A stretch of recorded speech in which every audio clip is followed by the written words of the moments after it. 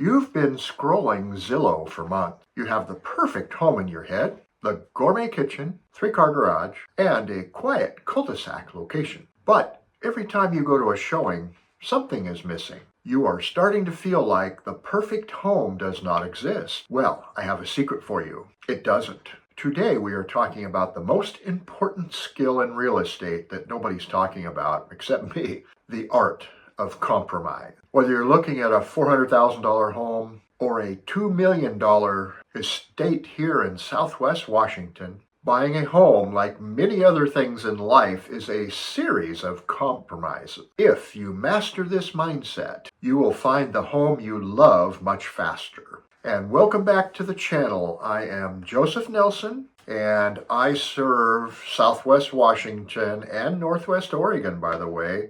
I'm licensed in both states. So one of the misconceptions that I see as a realtor, if I only had more money, I wouldn't have to compromise. I have worked with buyers at every budget level, and I can tell you that that is absolutely not true. At $500,000, you might compromise on the size of the lot or not getting into that perfect school district that you're aspiring to. At $1 million, you might be looking at battleground, a home on acreage. Even at $5 million, the same is true. The scale changes, but the logic stays the same. Real estate is a finite source. You aren't looking for the perfect home. You are looking for the best set of compromises for your lifestyle. So for a moment, I want to speak specifically to my first-time home buyers. There is a unique pressure to have your first home look exactly like your parents' home.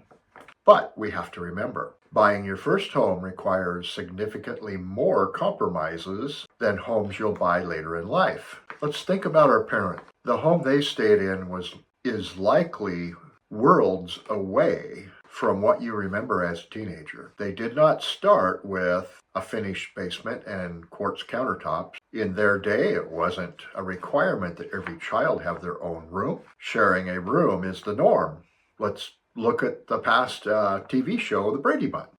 They didn't require 3 bathrooms. Many families of 5 shared 1 bathroom. They bought the house they could afford and spent years finishing the attic or building the deck or whatever upgrades that they wanted, but they built their home largely out of sweat equity. Your first home is a wealth builder, not your forever home. If you are willing to make the same starter home compromises as your parents did, sharing a bedroom or living with an outdated kitchen, for instance, you are actually setting yourself up for the home you can afford and that dream home in a few years from now. So let's get real. Are you looking for a unicorn? We've all seen them. That house that somehow checks every box, sits in a perfect neighborhood, and for some reason, the price is just too low to be true. If the deal looks too good to be true, it probably is. So here's my litmus test for unicorn home. If you're looking at the current inventory in Vancouver and you cannot find 5 to 10 homes that reasonably meet your criteria, you aren't looking for a home, you're looking for a unicorn. When your criteria is so narrow that nothing exists, you haven't set a standard. In fact, you have set a trap for yourself. It is unfortunate that Zillow is not good at identifying why a home is a unicorn. Many times you have to contact me where I can look at the MLS information, which is much more detailed than what's on Zillow. You're going to have to contact me to find out if this is a unicorn or if this is something that you could truly buy. The algorithm is great at showing pretty pictures, but is horrible at highlighting the catch. Usually these unicorns are cash only, but Zillow buries this in the fine print, or it just doesn't exist on the Zillow listing. So why is it cash only? It is usually one of the following conditions: failed foundation, floor sloping one direction or another, 30-year-old roof with mold on the plywood underneath. Traditional lenders won't touch these. Missing essentials, non-functioning heat system, or a ripped out kitchen in the middle of a remodel they decided not to follow through with. Legal messes, significant liens or boundary issues, unpermitted additions. Half of the house was built without permits. It is an appraiser's nightmare. This is why having a realtor in Southwest Washington and even Northwest Oregon who knows the inventory is vital. I can spot these a mile away and save you the heartbreak. So I see these all the time from people on Zillow. A buyer gets incredibly excited because this is everything we want and at the price we can afford. They call me, they tour, and they realize they can't buy it. And then I may never hear from them again. They're frustrated. They feel like the market is broken. And if this is like you and you're feeling the burnout, it is because your criteria is out of sync with reality. So to stop this cycle, you have to adjust your lens. Stop looking for the deal of the century.